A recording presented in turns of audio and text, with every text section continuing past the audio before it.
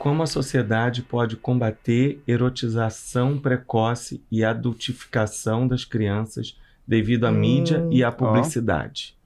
Como a sociedade deve atuar para reduzir a violência contra crianças e adolescentes? São duas perguntas, São duas perguntas, né?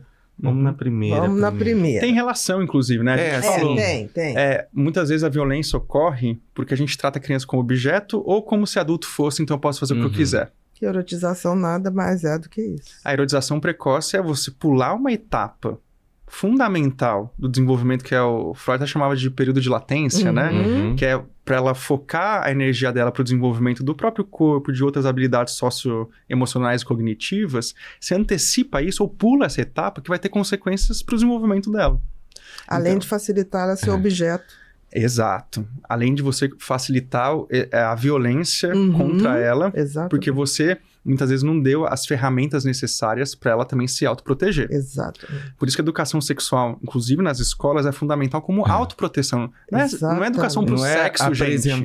Não é, é a proteção. É para evitar o sexo que seja transgressor, agressivo, que torne aquela criança refém. Autoproteção. A conversa é sobre autoproteção, inclusive sexual. Exatamente. A criança conhecer e se proteger contra essa epidemia que ocorre dentro das famílias. A escola, muitas vezes, é o espaço que se descobre isso. E por isso é tão importante. Então, reduzir a violência. O que a gente precisa fazer? A gente precisa primeiro mudar essa cultura machista que ataca muitas mulheres e acaba muitas vezes violentando as mulheres desde... No Brasil, quais são as vítimas de estupro? Crianças, mulheres. Meninas. Sexo feminino. Meninas, não são mulheres, são meninas. Meninas, a grande maioria. A grande maioria até 13 anos de idade, 50% até 5 anos. Porque não fala. Não, se fala assim. Não, sim, fala, exatamente. Tem mais dificuldade de expressar isso e demora-se maior tempo, mas fala. A gente acabou de falar. Exatamente. Fala assim e não é escutado. Exato, perfeito. Nessa época não é escutado, exatamente. Então, primeiro mudar essa cultura. Segundo, a gente garantir formas de proteção adequadas em todos os espaços de convivência da criança. A gente ficar atento, gente, denunciar. Então, se você da família sabe, denuncia. Diz que 100 tá aí para isso, é um telefone, um canal de denúncia. As escolas têm um dever também de observar isso, mudança de comportamento e garantir que qualquer tipo de violência, inclusive violência psicológica... fazer as notificações compulsórias necessárias. Exato, o Conselho Tutelar, isso é fundamental. O Conselho Tutelar, gente, é uma instituição da sociedade que serve para fazer essas articulações. Então, avisem o Conselho Tutelar se tiver essa... Escola, posto de saúde hospital. E o próprio sistema de justiça, que muitas vezes é negligente de olhar para a vítima. Exatamente. Então, tem que agir rápido, tem que pensar como rede e criar um fluxo como rede. Para essa criança. E, fora isso, a gente, como sociedade, assumir essa tarefa primordial de realmente libertar as crianças dessa violência, gente. É inadmissível que a gente permita que isso continue ocorrendo no Brasil, numa sociedade como a nossa. Então, por isso tem que ser prioridade nossa de cuidado. Uma coisa que eu fiquei muito espantada, Pedro, é que está sendo votado, vai ser votado uma lei de ter um cadastro de homens que são abusivos com mulheres, praticam violência. Eu já achei que isso devia estar na ficha, como está no nosso currículo, como se a gente deixar de pagar uma conta, está lá, vamos saber que nós não pagamos a conta.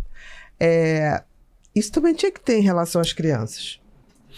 Porque, em geral, o abusador de criança, ele se repete.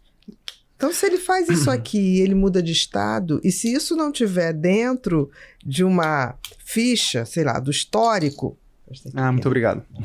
O que acontece? Isso vai fazer com que ele vá para outro lugar começar a fazer com outras crianças. Não, e hoje em dia com a internet multiplicou os casos de abuso pela facilidade das tecnologias e abuso inclusive online. Exatamente. Por isso que a proteção, né, com relação à mídia é tão fundamental. Porque a mídia digital, porque infelizmente hoje as formas, né, de grooming, né, que a gente chama de aliciamento de crianças é muito maior. E as consequências são tão gravosas quanto. Igualmente. Porque tem impacto psicológico, tem impacto de ameaça, de sofrimento e tem muitas vezes impacto corporal. Quando isso gera os encontros, né, reais. Sai do mundo virtual. É fundamental que as autoridades competentes, que as empresas, plataformas, tenham equipes especializadas e tenham essa corresponsabilidade de lutar contra a violência, toda forma de violência. Não só sexual, física, os tipos de bullying também muito preocupantes, de violência nas escolas que a gente tem visto no nosso país. E cada um tem o seu papel. A mídia tem o seu papel, a mídia digital. Os anunciantes também. Porque muitos anunciantes acabam se atrelando a esse tipo de conteúdo, a esse tipo de... E não é assim, gente. A gente tem que ter uma responsabilidade. As pessoas denunciando, as famílias não permitindo, as escolas, cada um vai ter um papel nessa rede de proteção das crianças, inclusive contra toda forma de violência, erotização precoce, adultificação. Restaurar esse olhar para a criança de um olhar respeitoso. Criança, é bom ser criança, gente. Tem que ser bom. Para muitas não é. Porque sofrem a violência, sofrem a violação de direitos. Mas tem que ser bom. É o que vai definir a nossa história como humanidade. Se não for bom ser criança, a gente está fadado ao fracasso. A gente perdeu. Tem que ser bom ser criança. Todos perdemos. E talvez seja um elogio no final. Nossa, que criança você é. Vamos fazer esse pacto que daqui a uns 10 anos a gente vai transformar a criança. Nossa, você é criança, hein? Que bom. Exatamente. Eu já faço isso com um amigo, sabia? Exatamente. Eu faço elogio, às vezes em livro, assim... Que boa criança você é. Que você continue brincante, que você continue lúdico, que brincar seja algo impotente na sua vida. Porque se a gente perder isso, cadê a vida? Verdade. Não fez sentido. Aí a gente fracassou como espécie. Não tem jeito. Oi, queridos, aqui é a Bia. Tô passando para compartilhar uma notícia maravilhosa com vocês. Nosso aniversário de 1 ano do Pod People está chegando e preparamos uma noite inesquecível com convidados super especiais que vocês não vão querer perder. Estamos muito felizes em receber a talentosa, maravilhosa, necessária Nani People, atriz, humorista, cantora e showwoman. Nani traz uma perspectiva única e inspiradora sobre a vida e as relações humanas. Com sua presença marcante e contagiante, ela garantirá momentos de muitos risos e também muita reflexão. O nosso evento será no dia 16 de julho de 2024, às 20 horas, no Teatro Claro Mais, Rio de Janeiro, em Copacabana. Garanta já o seu ingresso clicando no link que está aqui embaixo. E venha celebrar com a gente o primeiro aniversário do Pod People. Vai ser uma noite repleta de surpresas, aprendizado